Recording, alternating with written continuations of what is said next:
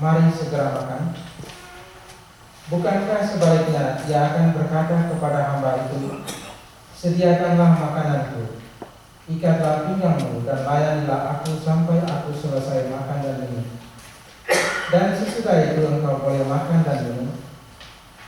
Adakah ia berterima kasih kepada hamba itu karena hamba itu telah melakukan apa yang ditugaskan kepadanya? Demikian juga kamu.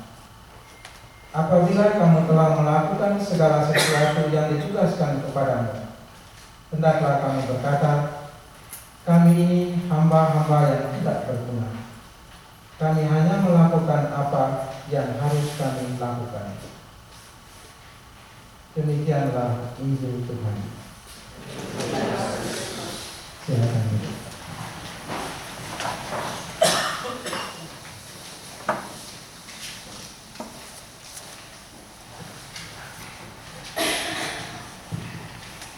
Selain semangat dan esok selamat siang. Ini tempat tentang untuk kelompok macam. Kalau slide kalau bisa. Tak kalau next slide dari mana orang tidak seperti. Ya. Ada seorang guru, ini guru SD, yang meminta kepada murid-muridnya untuk menulis 10 hal yang terpenting dalam hidup mereka. Guru katakan 10 hal yang merupakan harta yang tak terbatas. Itu anak-anak dengar langsung. Kertas potong dan menulis, dia bilang, terus salah itu. Dengar tadi. Dia bilang, yang terbaik dari 10 diurutkan pada, yang terbaik dari 10 itu diurutkan pada nomor 1.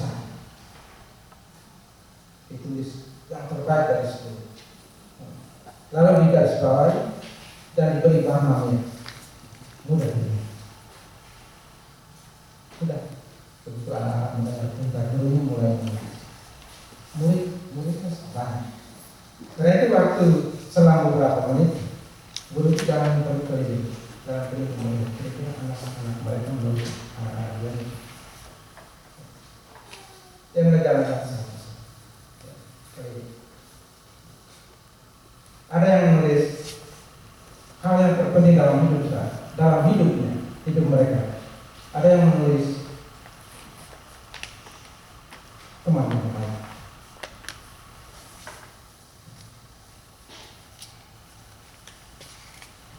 Lalu ada yang menulis yang terpenting dalam hidup mereka melihat banyak tempat yang terkenal dan indah. Kalau di organisasi apa ya?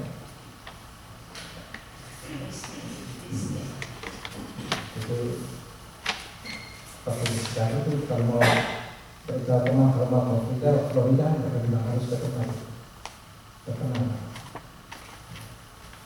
Lalu dulu berjalan lagi melihat kepada murid yang lain.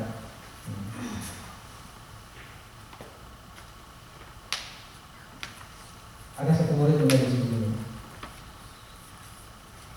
memiliki orang tua yang selalu mencintai. Ada murid yang lain menulis, yang terbaik dalam hidup saya adalah tetangga yang baik. Dia yang memilih. Yang terakhir dalam hidup dan tetangga yang baik. Ya. Lalu itu guru itu melanjutkan perjalanan melihat. Ternyata murid yang ke-6, murid yang ke-5 yang menulis seperti ini. Saya butuh barang yang terkenal dan harga yang mahal. Lalu murid yang ke-6, dia bilang saya butuh apa? Di rumah saya harus ada alat permainan yang terbaik dan yang saya senang.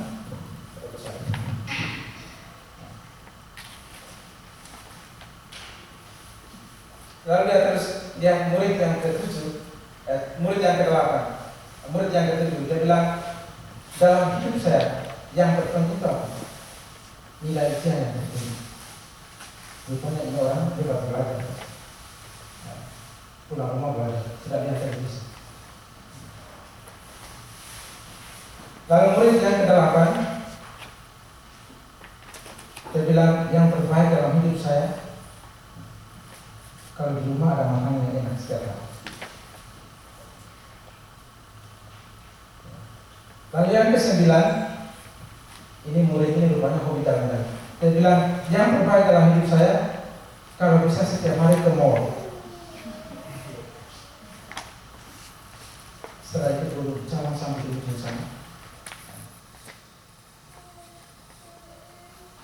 Lalu tunggu kalian. Ada sebagian murid yang menulis seperti ini.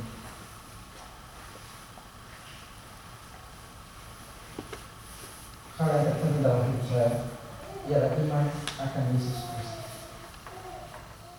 Begitu mungkin dia merasa kita lihat ini umur kayak macam mereka 4 orang ini, kok bisa nulis begini?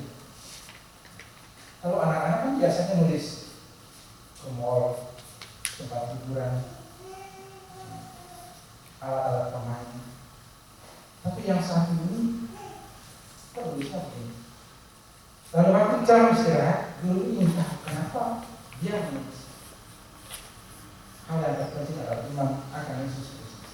Jadi waktu bermain, waktu istirahat, anak-anak bermain, anak-anak yang lain bermain, dia bawa anaknya ke kantornya. Lalu dia tanya, kamu kenapa tulis?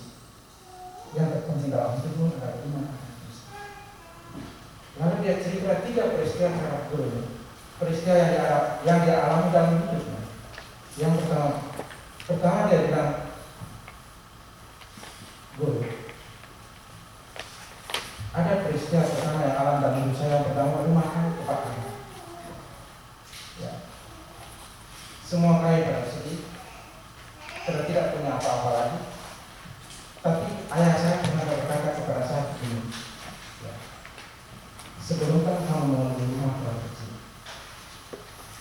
ya,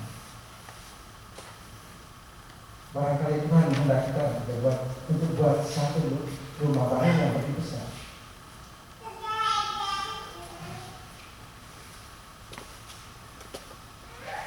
Lalu dia bilang kepada gurunya hal yang kedua yang dialami, ya, yang dia lihat dari orang tua, mengatakan begini.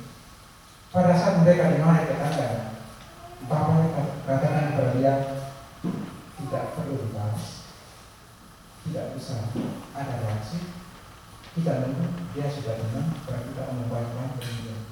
Kenapa dia marah? Lalu peristiwa ketiga dia ceritakan kepada guru alasan mengapa dia menulis hal yang terpenting dalam hidupnya adalah iman. Yakni dia bilang begini, Pak Guru, pada saat Bapak memberikan $1 kepada pengemis, pada itu saya sangat sedih. Tapi Bapak tidak ingat saya, tapi dia memberikannya kepada pengemis yang datang ke rumah. Ini kisah sejarah ini betul menunjukkan bahwa betul hanya iman kepada Kristus yang bisa memampukan kita untuk membuat hal-hal seperti itu. Jika ada kesulitan, jika ada kesusahan, hanya iman yang bisa membantu kita untuk melihat mungkin ini rencana Tuhan. Ya, karena sebagai manusia, karena kita mengeluh, karena kita marah, bahkan menghakimi Tuhan. Tapi hanya karena iman kita bisa melihat dari satu sisi. Mungkin Tuhan punya rencana melalui peristiwa ini untuk kita. Lalu yang kedua, hanya iman yang mampukan kita untuk bisa melihat orang lain sebagaimana mereka ada. Pada saat kita benci, pada saat kita marah, pada saat orang melukai hati kita, sebagai manusia memang susah. Memang susah untuk mengampuni orang lain. Tapi karena percaya kepada Kristus yang mengambil inisiatif untuk mengampuni kita, kita sanggup untuk mengampuni orang lain. Karena itu sampai kita mengampuni orang lain bukan karena kerja kita, tapi karena Bapa berkarya dari Roh Kudus.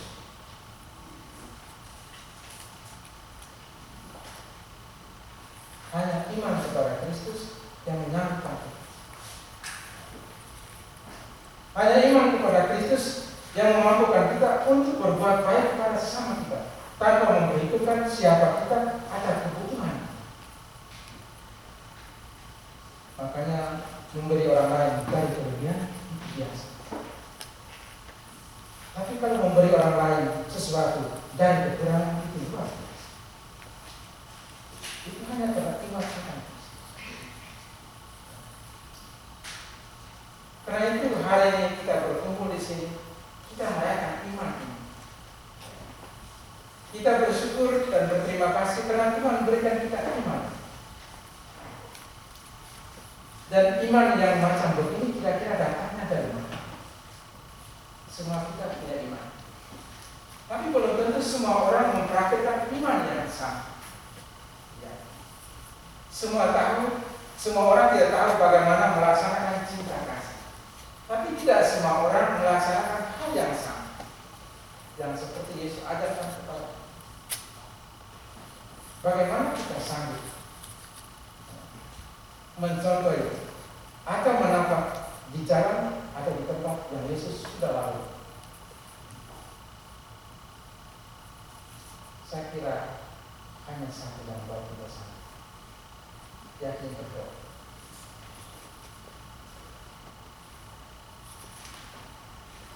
Itu lewat doa